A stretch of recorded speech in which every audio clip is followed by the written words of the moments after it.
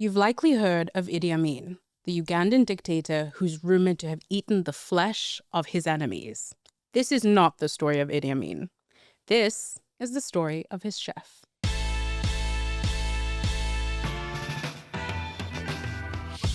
Hello, everyone, and welcome back. I am Lynn Tala. And I'm Sarah Masiwa. And you're listening to Bar Afrique, the podcast where we tell the unexplored stories of African decolonization and independence. Welcome back. We're excited to be here. How are you, Sarah? I am fine. When you started speaking, I had like the urge to do a jingle. Oh. Like you said, welcome to Bar Afrique. And I was like, dun, dun. Do you think we need one? I can do one now. So let me see. Give us a sample. Welcome to Bar Afrique. I hate that I do way more singing than you in this podcast, even though you're a much better singer than I am. Hey, listen, some talents are meant to be secret. Yeah, I know. And some are meant to be shared with the world. Anyway. Please tell us what we will be talking about today. Today we will be talking about Chef Otund Odera, who was the chef to not one, but two post-independence leaders of Uganda. I obviously first thought of doing like an Idi Amin episode, and I was like, I like to complicate things. I was like, that feels too simple. So we're going to do an episode about Idi Amin's chef. And I think the important thing in listening to this episode and why I wanted to do it is like, it's like Chef Otund is not a hero. Yeah. Do not wait for a hero moment from him. It's not going to come. Yeah. But I thought it was cool to like, maybe see a little bit into the psychology of a dictator like Idi Amin. And then B, just get a little bit of understanding around, you know, when you have leaders like that, the people around them who often stay very loyal to them, and kind of see like the perspective of just like one ordinary man and kind of what played into his decision making to be that person. And also these are people that see things more than others, you know. Yeah. They're there every day. Yeah.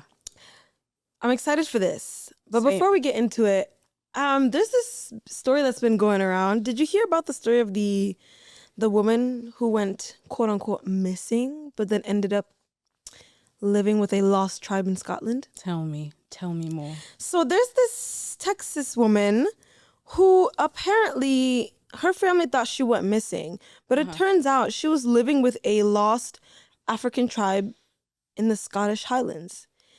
Did you know there were African tribes in the Scottish Highlands? I was not aware. I've been to Scotland. I've not seen them. You know what? I just believe I'm super open-minded. I think anyone can be a king, anyone can be a queen, and anyone can be a tribe. You and I could be a tribe if we wanted to. If we decided to park ourselves in some sort of forest. Okay, I didn't say that. Okay. I didn't say that. I said we could form a tribe. I didn't say I would live in the forest with you. I don't think you and I can survive in the forest. Absolutely. But where would we be? We met in like metropolitan New York, Manhattan. I don't think you and I are like built to live in the forests of the Scottish Highlands And I don't think we'd want to anyway. I think we're apartment people. Definitely. And I think our tribe can be an apartment tribe. I agree. But anyways, before we jump into this story, I just want to tell the people that we are sipping on hot chocolate, actually. Yes. Sipping on hot chocolate infused with Amarula cream liqueur from South Africa. Sarah, how does it taste? It tastes like we used a lot of Amarula. It tastes like liquor. Yeah. That's literally what it tastes like. You make this with just basically hot chocolate, and then you add Amarula, and then we put some marshmallows on top of it because I think we're all about the finesse. But like, I kind of like it though. I love it. I think this is a wonderful fall into winter type drink. I think I could drink Amarula straight. Ah. You don't think so? I think I haven't tried, but I think it's like my type of drink. I think it's nice and like a milkshake. It is. Always slaps. Now that we've got our drinks ready, Yeah. take it away, Sarah. Yeah. So we're talking about the story of Chef Otund, who is cooking for a dictator. My like alternative title for this episode is this is an episode where one man discovers that his boss is a literal psychopath, and some of us can relate with this. So I thought we'll do a little exposition of kind of our three main players in the first part. Yes. And then in the second part we can really look into the Amin household and kind of what we can glean from Chef Otund from this. But one more thing that I want to say is that a lot of research for this episode was based off of the work of a Polish journalist called Witold Szablowski. I'm pronouncing that wrong. But he spent many years tracking down the chefs of some of the world's most infamous and brutal dictators. And can I say, book? That's amazing. Yeah, it's great. How niche. Yeah, it is. But he wrote a book called How to Feed a Dictator that outlines 5 of these stories. And if you enjoy kind of where we go with this one, maybe go support the book. Yeah. But let's start with the origin story of Chef Otund Odera. So he is actually, we're talking about Uganda today, but he is Kenyan. He's part of the Luo tribe, which is Obama's tribe. Okay. And they're very proud of that. His mother lost 13 children before she gave birth to him. Oh no. And so the story of his birth is that his mom was like very heavily pregnant and she went to go visit her sister in a nearby town. And as she was walking back, she ended up going into labor. This woman is like, she's kind of iconic, right? No, but that is iconic. Well, okay, wait. So her labor starts. She crawls to a field, right? It starts going dark. She gives birth in the field. She uses a blade of grass to cut the umbilical cord. She wraps him in the placenta. And while she's doing all of this, she can hear like hyenas circling, like because they're like attracted to the blood. No way. But like manages to survive the night with this newborn baby, walks back to her village, and ever since then, Otund is kind of like has this legacy in the village as like this person who can like survive anything, especially because like she lost 13 kids before. Yeah. And like he's like prophesied within his village to be like someone who's gonna have a really long life. He's like anointed, basically. He's a survivor. That's his skill, and I think that's part of what we're talking about today. But anyway, he also survives like when he's a bit older, a hippo attack. Like he's fishing with his uncle and this hippo that's gone on a killing spree attacks their boat and like throws him into the lake and then just like goes away. This is someone who's anointed. He is anointed to live a long life. And very interesting life, it seems like. Yeah. So how he becomes a chef is that he moves to Uganda as a young man. He starts working as a waiter in a hotel, then starts working for a British couple who has settled in Uganda. The husband works as part of like the British colonial office. And so he, at the time, Uganda is a British colony. He starts working in the gardens, eventually starts to help the wife with like some of the cooking and the cleaning, and realizes that he has like a real gift for it. And so even though he doesn't understand any English, he's just able to pick up cooking really quickly and becomes their full-time cook. And I think this is really important because he learns all his cooking as like cooking for a white family. Like he knows how to cook British food, and this becomes like really important later on. Like he's like master of like the T-bone steak. Like he like knows I love that English food. Oh, he also like during this period visits Kenya and marries a woman named Elizabeth. Because he's working in Uganda, he's not able to bring her back. So she's living in Kenya and he's working in Uganda. He it's quite sad because he doesn't have the language skills to be able to ask his boss for Elizabeth to come live with him. But it's his whole thing. He's desperate for Elizabeth to come and stay with him. But he's not able to. But anyway, independence comes in 1962 in Uganda, which is good for everyone in Uganda. Bad for Chef Otunde because he loses his job. Yeah. His boss is going back to England. But he ends up getting a job for Uganda's first post-colonial leader as a chef or as a cook, a kitchen cook, who is called Prime Minister Milton Obote. So we're going to talk about Milton Obote for just a second. He is born in Uganda. He's from the Lango ethnic group. So his tribe is, even though it's Ugandan, it's actually brother tribes with Chef Otunde's. What does that mean, brother tribes? They're tribes that are historically connected for some reason. So it could be that they fought together. It could be that they once had some kind of alliance. But their tribes are connected.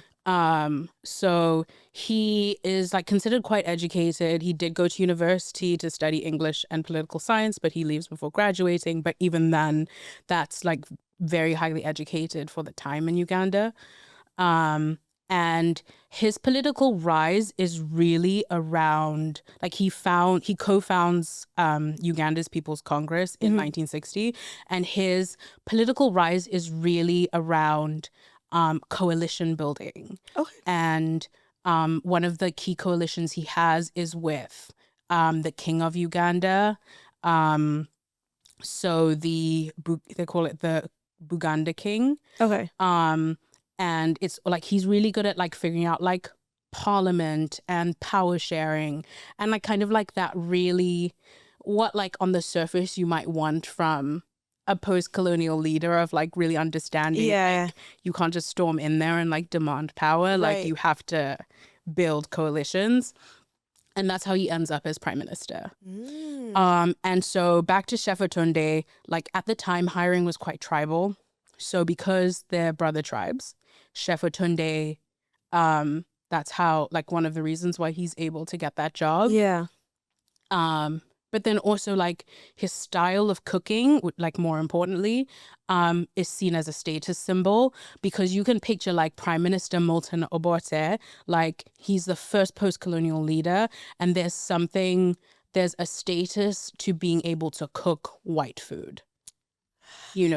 And so that's how Chef Otunde beats out a lot of the other chefs who are competing and rises through the household, is in his ability to cook these meals that he learned from this British colonial couple. And what is this importance of being able to cook white food even post-independence? I mean, I think we can see it now that there's a difference to there's a sense of acceptance to showing British people and white people that you can participate in their world and participate in their culture. So there is something to assimilation and virtue signaling. Yeah, for sure. Yeah. So anyway, he has kind of two main friends in the household, Chef Otunde. So it's himself, chauffeur Solomon, who comes from a tribe that's literally 10 kilometers from his tribe. Wow. They're so close in Kenya. And Valet Odero. So it's Solomon Okuku and Valet Odero Osere.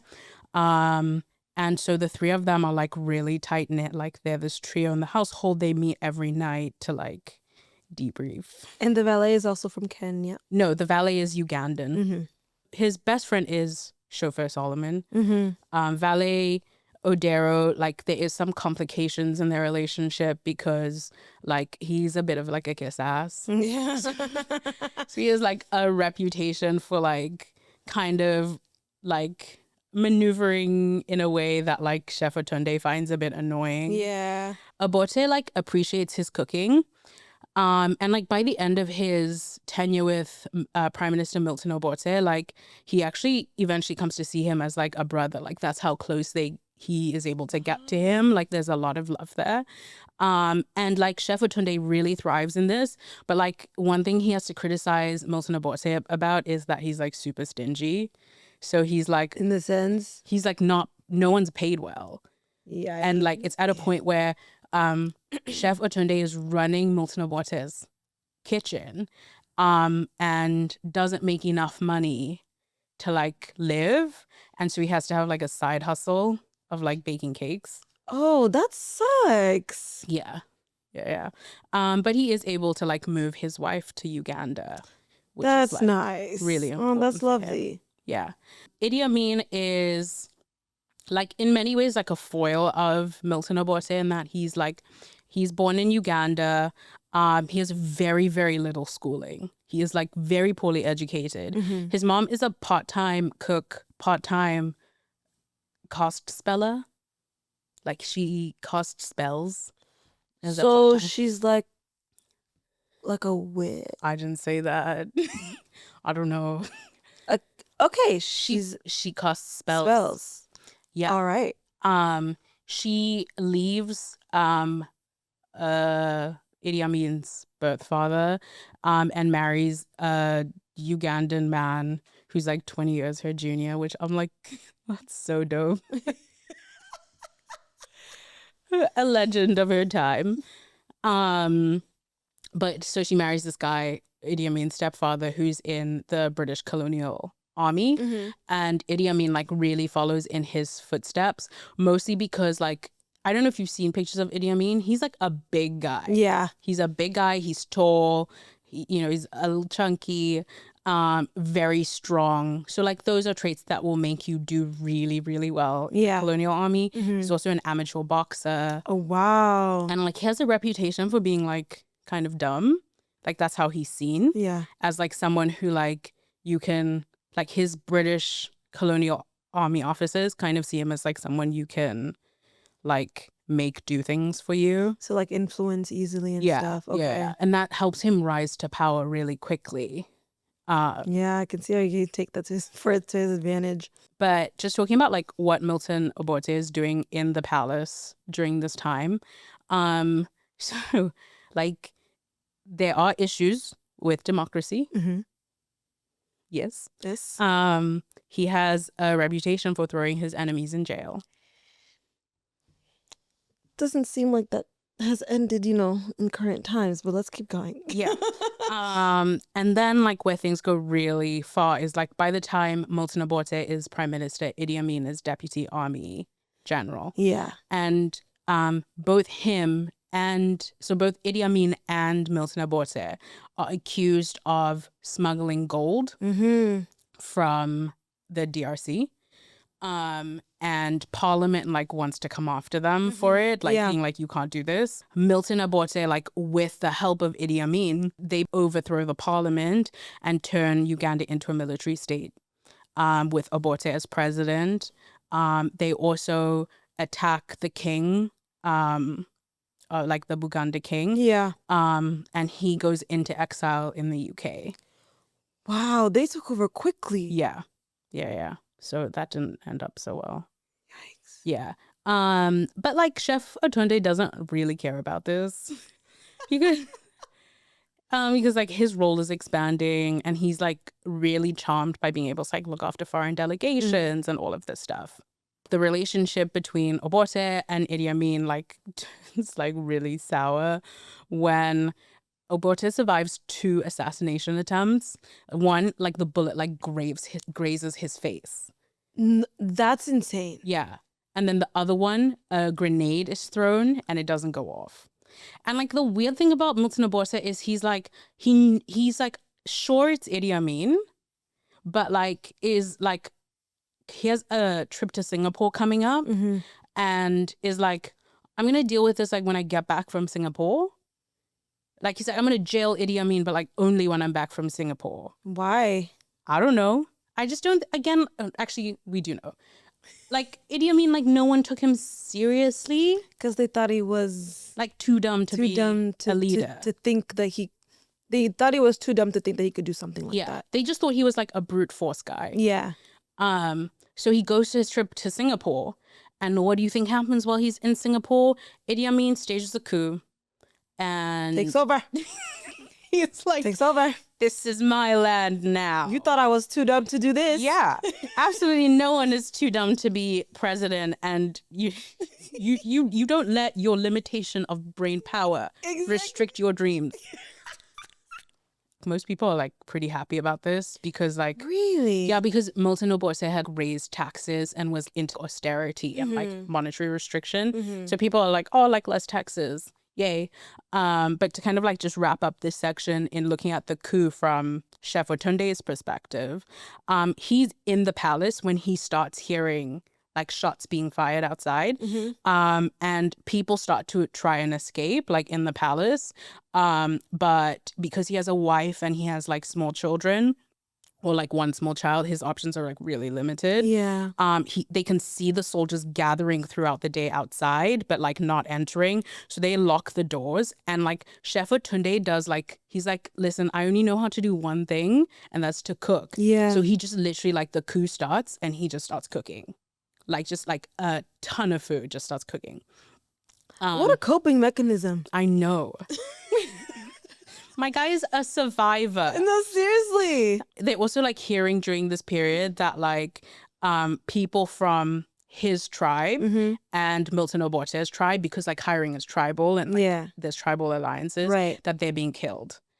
So he's like knowing like, oh my gosh, like my chances aren't good, but he just cooks anyway. And while they're in there, they actually hear that someone from the staff has been killed. But they don't know who, and they're too scared to like go outside and check. Idi Amin arrives. He like lines them up. He's like, I want my dinner. Like, serve me dinner. Jesus Christ. Yeah. And guess who was ready? Guess who's ready with dinner? Guess who's ready with dinner? He's like, I got you, Idi Amin. He does like a whole like silver service, like starter, main course, dessert. Like he's got food for like all the soldiers, everything. And like that's how he survives. Like that's how like everyone survives. It's like he saw the future but didn't know that he knows how to survive. My guy Chef Otunde. It's not all good news because Chef Otunde, like he already has a really bad feeling. And when things calm down, he goes outside. He volunteers to be the one to go like collect whoever's been killed. And it's his best friend, chauffeur Solomon. Stop. Chauffeur Solomon, yeah, who lives at the tribe next door, who like very sadly, like when the coup starts, he starts trying to evacuate people from their tribe. And he manages to get a lot of them out, but gets caught, and he is found with 15 bullet holes in his body. And Chef Otunde holds the body in cold storage in the palace until he can get it out to be buried. He turns to his other best friend, Vale Osore. But Vale Osore refuses to help. That's not a friend. No. Oh, I didn't want to hear that. I know, it's sad. But I had a feeling it was going to be chauffeur Solomon. I thought, yeah, sad. And I think he knew too. Yeah, he probably had probably had that bad feeling because he knew it was going to be. Well, I guess we'll take a break now. Yeah. Damn. I had a feeling it was... Cry. It's so sad. Oh, that's so sad. Yeah. And he kept him in, like, the cold fridge, you said? Yeah, the fridge of the palace. Until it was he thought it was... a window to, like, get him out. Yeah. And then they had a funeral. And, like, all the people who that he saved attended the funeral. It's really sad. And the valet, what a piece of shit. What a piece of shit. Yeah. Your friend is dead. And instead of helping, you do nothing. You know what? This is what happens when you're a kiss ass. And we are back. Sarah, how you feeling? I'm feeling fine. You seem very sad. I am sad. So we just left off. We finished part 1 with basically Chef Otunde finding out that his best friend, chauffeur Solomon, was killed, 15 bullet holes, and he stored his body in the fridge. You're really dragging this out. I was just going to say, Idi Amin, he's here. Idi Amin is here, but Chef Otunde's best friend is dead. Yeah. And this is where we left off. I'm sad, but Sarah, take it away. Yeah, I wish I had something to pick your spirits up. But, okay, here's what we're going to do. I thought maybe what we can do is, since Chef Otunde is a survivor, we can take some, like, we can look at his tenure in Idi Amin's household as sort of like a playbook for how to survive a dictatorial type of boss. Let's do it. Yeah? Let's do it. Okay. I actually like that. Okay. So, for example, like, I don't know, like rule 1 is like, when your boss kills your best friend, like, keep the body in cold storage and cry very quietly so they don't know you're crying. Things like that. Anyway, to begin with, like, Idi Amin seems like a pretty good boss. He is, like, the British delegation comes to visit Idi Amin pretty quickly. They, like, oddly like him. Because, like, yeah, because remember, he rose to power, like, in the colonial army. Yeah. So Idi Amin, like, triples Chef Otunde's salary because he gets complimented by, like, there you go. Yeah. yeah, so he's like, you're valuable, but he triples his salary, making Chef Otunde, like, the highest paid staff member. He gets a Mercedes. Okay. Also, like, Idi Amin has what he does is, like, if you do something that he likes, he'll, like, hand you an envelope of cash.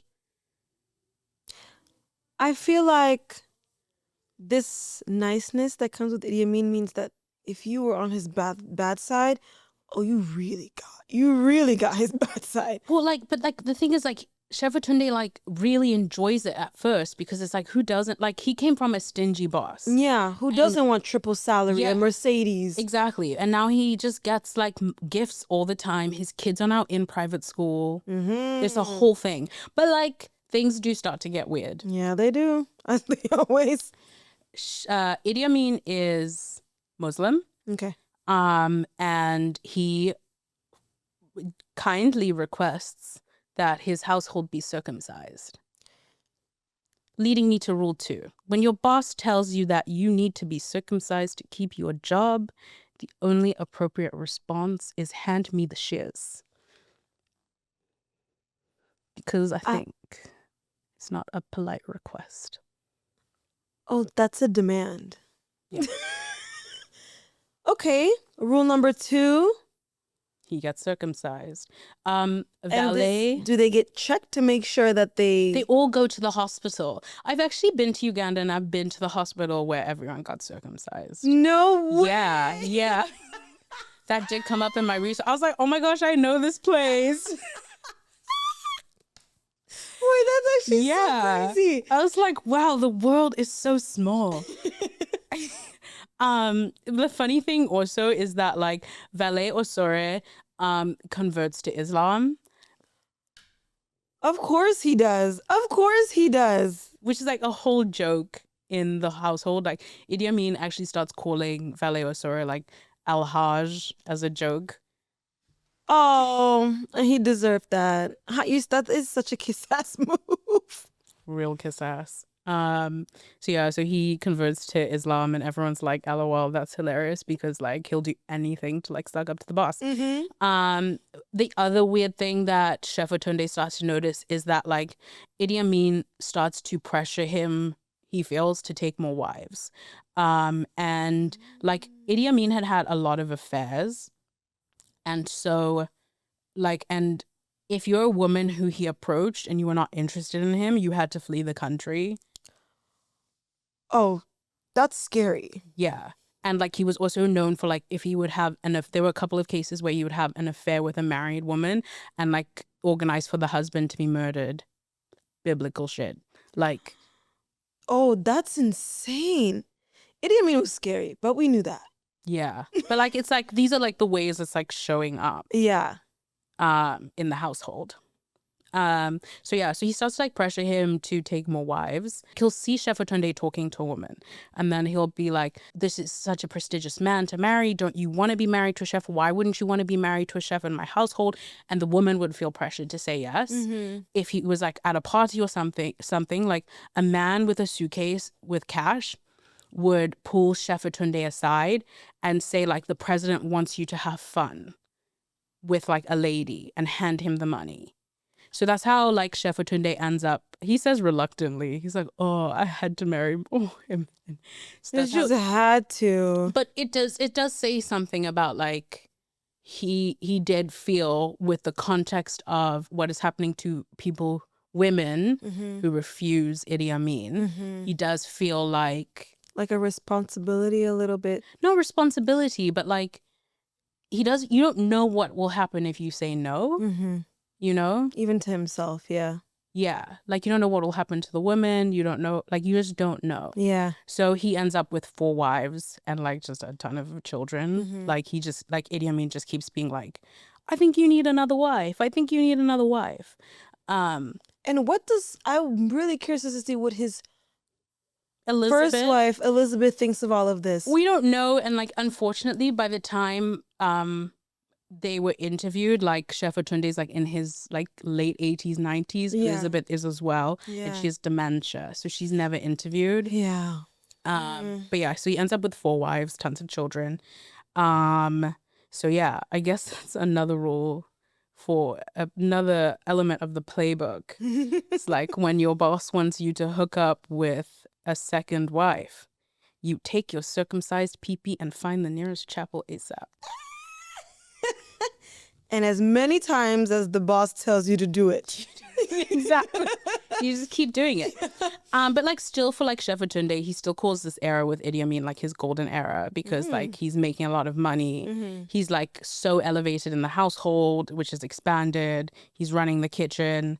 But like I think it's important to talk about when you're reading Chef Otunde's account, what he doesn't acknowledge is like what's happening outside the palace for a really long time. And like an example of that is he talks about like how he's responsible for all the grocery shopping and all the house shopping, and he talks about like how much abundance there is in the Amin household.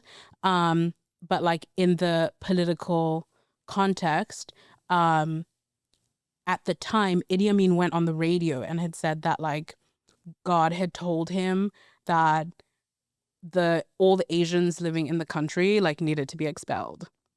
And so 80,000 Asian people and people of Asian descent had to leave the country. And because a lot of them ran shops within a few months, like the grocery stores were empty. Yeah. And Chef Otunde would have known that, being the person to go grocery shopping.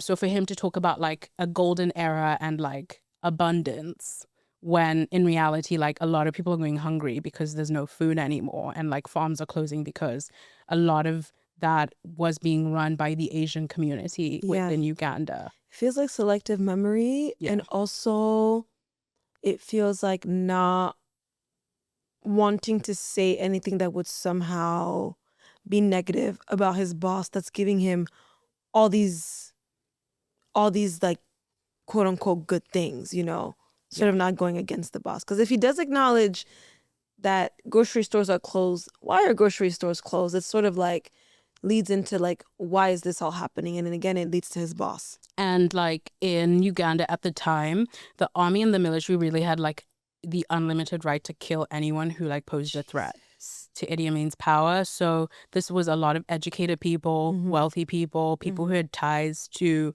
Milton Obote's government. Like that was the rationale initially, but like historically looking back on it, there was an element of just anarchy where it was just like you could just be wrong place, wrong time, right, and be accused by something of someone of something and just end up dead. And like the prisons were in the middle of Kampala, which is the capital city. And so if you were walking home, you could actually hear the screams of people being tortured. And victims were often fed to crocodiles in the Nile. So like one way of like actually just identifying, because people would just disappear. Right. And one way of identifying who had been killed was like by the bodies that were floating in the Nile. Oh my God. Yeah. So Chef Otunde's like, oh, but we had so much rotisserie chicken. Literally people living in a bubble. Yeah. And by choice. Yeah. Like, okay, one side note is that Idi Amin's title at the time was His Excellency, President for Life, Field Marshal, Lord of all the beasts of the earth and the fishes of the sea, VC, DSO, MC, the last king of Scotland, and the conqueror of the British Empire. And every time you said it, like referred to him on radio, you had to read the whole thing. This episode would be very long if we did that. If I was like... Say it one more time. Okay. His Excellency, President for Life, Field Marshal, Lord of all the beasts of the earth and the fishes of the sea, VC, DSO, MC, the last king of Scotland, and the conqueror of the British Empire. Strong name. I mean, it's a bit much. A bit much. Okay, I'm going to run through this as quickly as possible.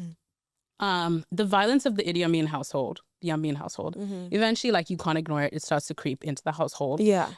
Especially for Chef Otunde, like, a lot of the ministers he was cooking for during Milton Obote's tenure are, like, ending up, like, floating in the Nile River, like, with their tongues and feet missing. Yikes. Like, you can't ignore it. Yeah. He also, like, Idi Amin also, like, was quite violent towards the women in his life. Chef Otunde witnessed one time where he almost beat one of his wives to death. Everyone was too scared to intervene. And the only person who did intervene was a close advisor of Idi Amin's. And Idi Amin shot at him 3 times. He didn't get hit, but he shot at him. That's enough to scare. Yeah. So that's why they start for, like, if he's going to do this to them, like, I have no chance. Yeah. So he starts to be really afraid. But things kind of come to a head with, like, the pilaf incident, which is where, like, Idi Amin's 13, like, Chef Otunde cooks rice pilaf. And Idi Amin's 13-year-old son just eats a ton of it. Like, he just eats a lot of food. And then suddenly he gets, like, a stomach ache, right? And Idi Amin is like, he has been poisoned. Like, he's so sure. He's like, he's been poisoned. And he's screaming, poison, poison, like, running around the palace. Chef Otunde sneaks out. Because he's like, I'm the chef. Like, if someone's been poisoned, I'm the one who's going to be blamed. I'm going to be killed. Yeah. He's going to be killed. So he sneaks out with the son and takes the son to the hospital. He calls, while he's waiting for the doctor to examine him, he calls the household and he can hear, like, they just hand the phone to Idi Amin and Idi Amin is screaming poison and he has a gun in his hand pointed to one of the chefs. Basically, like, ready to kill him. And while they're, like, on the phone waiting, the doctor just, like, presses the son's stomach down and he lets out like this massive fart. And then the son literally goes, I'm feeling better now. The kid just ate too much. Yes. And in a normal household, like, that would have been the obvious. The obvious thing. But, like, Chef Otunde's like, I almost lost my life today. Because this kid just ate too much damn food. And he becomes convinced that, like, he's not going to survive Idi Amin. Like, he is like, it's like, my time is coming. Like, there's no way. The man that has been able to survive for this long finally thinks he's not going to survive. And the other thing he realizes is that, like, he can't run away because his wife, he has so many wives and children. Yeah. And he basically comes to realize, and what he sees is that Idi Amin did this intentionally, that he has tied Chef Otunde to him economically. Right. So like Chef Otunde can't just leave. Like, so his fate, he's got this in all these families to feed now. All these kids in private school. Yeah. He, like, now depends on the gifts and he now depends on all of that stuff. And he's kind of like, he feels as if Idi Amin intentionally used, like, wives and children and all of that to, like, tie himself to these people. Oh, that's so complicated. Yeah. So anyway, Chef Otunde goes to visit his family in Kenya. The morning he comes back, he looks out of the window of his house. There's soldiers, like, creeping in the grass and, like, just surrounding the house. They come into the door, like, throw him to the ground, ask to search his suitcase, They don't find anything. And then they say, like, it's fine. We already know that, like, you tried to kill Idi Amin. Like, you tried to poison him. And so he gets thrown into it. He gets, like, bound, thrown into a truck, and taken to one of the prisons. Stop. He, like, describes it as being so bad. He was like, everyone was screaming and crying because everyone's, like, basically just mocked for death. And he's like, he doesn't even know if some of the people in his cell were alive. Like, he was like, there were people on the floor, and I don't know if they were even moving.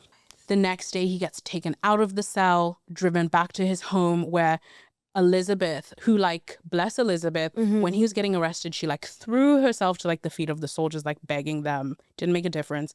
Elizabeth is the only one left. All the other Ugandan wives have gone. Like, they're fled. Look at that. Where's your OG wife? The family gets taken. They think they're going to be executed. They're basically driven to the Kenyan border and told, like, get out, go home, don't come back. And they're told that, like, when he was initially arrested, they're told that somebody reported that he was trying to kill Idi Amin. Like, they're like, that's why they're so certain. They're like, we know you did it because, like, somebody reported it. Can I guess who reported it? Can guess. Mr. Stupid Ass Valet. It is Oh, I'm pissed off.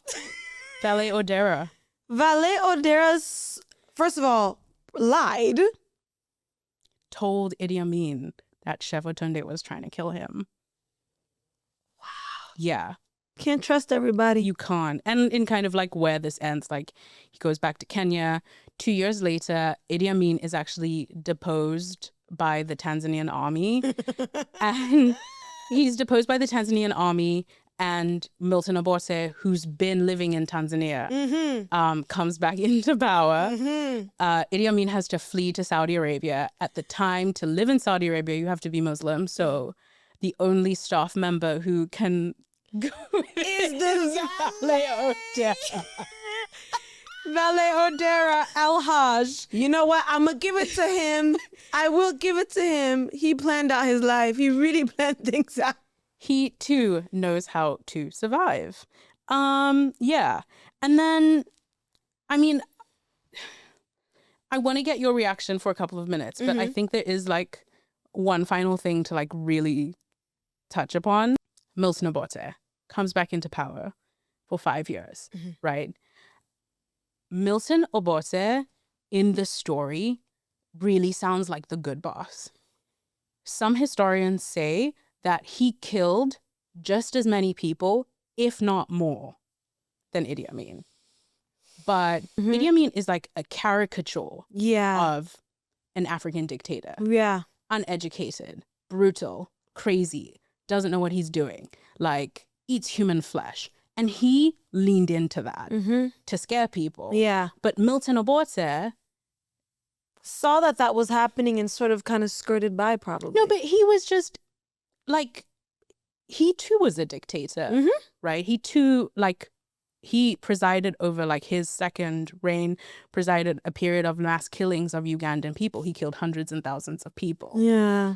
And so he too is a dictator. He too did not believe in democracy. But because he doesn't fit into this image of, because he's educated, well-dressed. Yeah, he doesn't fit into that brutal, that huge, that physical. And we don't talk about him Yeah. in the same sentence as we talk about Idi Amin. Yeah. That's insane. That's crazy. Yeah. No, this story was fun. Okay. That's one word. I think I like the being able to view Idi Amin's tenure a little bit through the eyes of the chef, who basically has been a survivor all his life. Survived Idi Amin. But then there's also this element, like you talked about, he sees his time with Idi Amin as like the golden era, while there's all this turmoil happening outside the walls of this palace. But he also can't really acknowledge that or let himself think about that, because then it means having to sort of grapple with the idea that your boss is a horrific human being. But this is the same boss that's giving you gifts. He's tripled your salary, giving you a Mercedes. Yeah. Now you've got all these wives and all these kids who are funded by Idi Amin. Yeah. Yeah, that's insane. Yeah. Oh, that's really sad. Yeah. I feel like we should like, I don't know, vibe shift. Yeah, I think so too. Idi Amin, the lost king of Scotland. What was it? What was the other one? Oh, I don't know. The thing is locked now. The iPad is locked. It's gone. But I can give you a title if you want. Yes, give me a title. Lean Tal. Oh, what's your whole name? Oh, my whole government name? Okay. Yeah. Lin Sidoni Tala Mafutsing. Keep going. Your title. Co-host of Bar Afrique. Member of the lost tribe of Montreal's apartment. VC BW. Because I feel like he had letters in his. He did. He did. He had some letters. He had 2 acronyms. And then you have to there. end on like a really strong thing. Queen of Montreal. Okay. Queen of Montreal. Not even strong enough. We can end it there. Thank you for joining us for this episode, and we hope you enjoyed it just as much as I did. Thank you. Bye. Bye.